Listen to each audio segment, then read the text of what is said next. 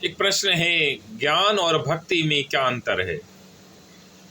ज्ञान तो ज्ञान है ही, भक्ति जो है वो विशिष्ट ज्ञान है, परम ज्ञान है, दिव्य ज्ञान है। भक्ति को विशिष्ट ज्ञान कहा जाता है, परम ज्ञान कहा जाता है, दिव्य ज्ञान कहा जाता है।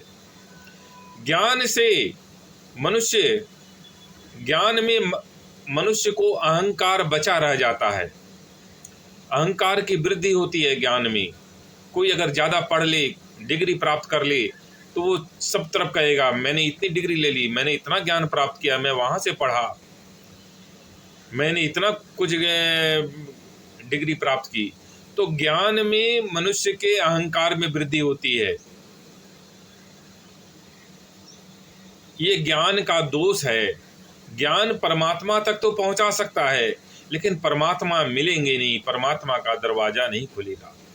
भक्ति जो है, भक्ति का मतलब होता है अपने आप को पूरी तरह से, जिसकी भक्ति कर रहे हैं हम, परमात्मा की भक्ति कर रहे हैं, ज्ञान की भक्ति कर रहे हैं, या जिसकी भी भक्ति कर रहे हैं हम, उसमें पूरी तरह अपने आप को विलीन कर देना, अपने आप को मिटा देना। इसलिए भक्ति में अहंकार मिट जाता है, विलीन हो जाता है, गल जाता है।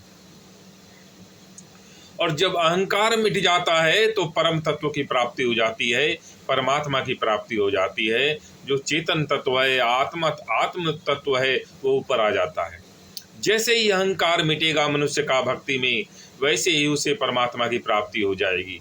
परमात्मा की प्राप्ति का यही शर्त है, अहंकार का मिटना ही परमात्मा की प्राप्ति है। इसलिए भक्ति इसीलिए विशिष्ट है। भक्ति परम ज्ञान है, दिव्य ज्ञान है।